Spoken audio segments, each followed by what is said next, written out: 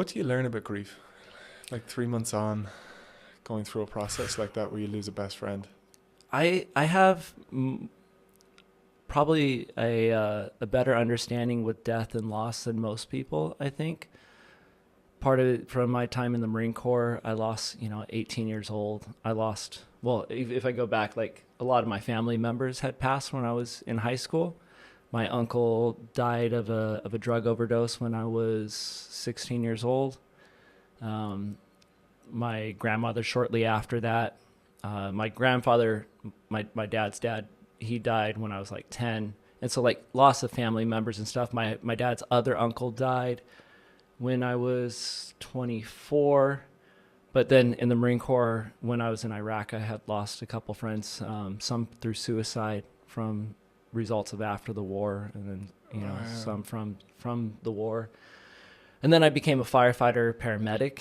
And I was a paramedic first for 8 years, and so that was like daily living with like people literally dying in your hands. I think there was a run of like 6 months where I think on my shift I had somebody die, and from like usually from like a heart attack or something like that. It's pretty common. You're running 20 calls a day or so. There's you're going to see that a lot, and so there starts to become a disconnection with it a little bit,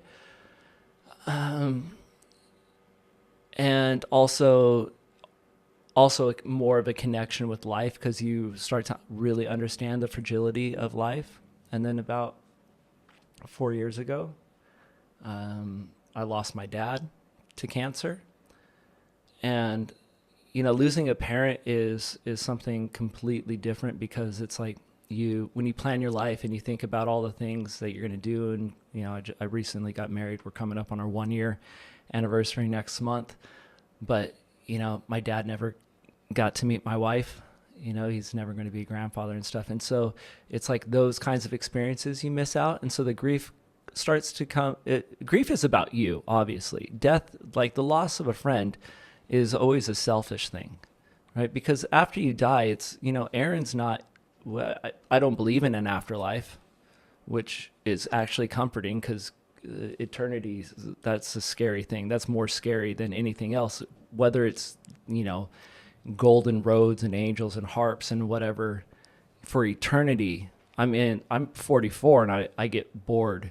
I need like three different devices sometimes to keep my attention, right? Could you imagine an eternity of that? That sounds That crazy, actually used to keep me up late at night when I was younger. The thought of like, oh my God, I'm going to be here for infinity. right? That haunted me so much. I couldn't sleep. I found myself just in these very weird states, sitting in that idea of life is endless.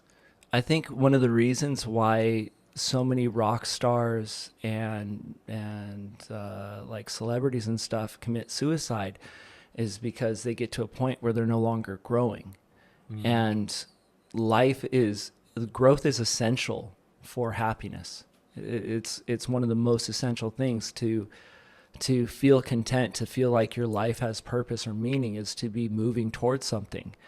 And in eternity, like, when are you going to run out? Did you ever see that? What was it, the Good Life, or what was the Good Place or something? The Good Place. I don't know. There's this show with I think Kristen Bell or whatever. Like they basically is like an afterlife show, and not I'm not going to spoil it, so maybe I will spoil it. Fuck it. But like in the end, like they're in this afterlife, and basically what they choose after a certain amount of time is to basically walk into the nothingness Yeah. and and cease to exist. And that's like, if I can't think of a better heaven than that. And if you look at so many philosophy, look at like Hinduism, Buddhism, and stuff. It's about escaping karma. It's about escaping rebirth and reincarnation to actually to go back to lose ego.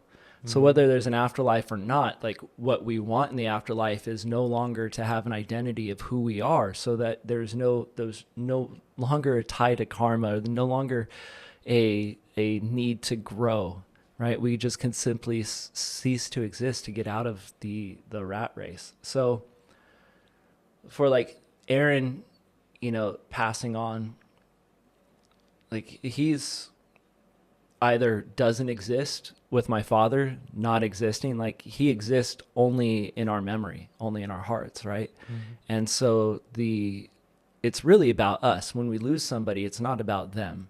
It's always about us. I had a teacher, philosophical teacher. She told me the difference between love and attachment is love is wanting happiness for somebody, and attachment is what the happiness that person gives you.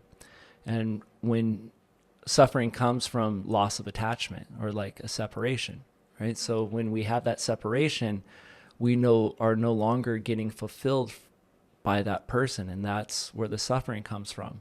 It's only when you let go of that you're able to love. Like, wherever Aaron is or isn't right now is where we're all going to be soon. I had to ask into that space because grief, I have found extraordinarily challenging to process. And the most frustrating thing for me is that there's no fantastic authorities in it.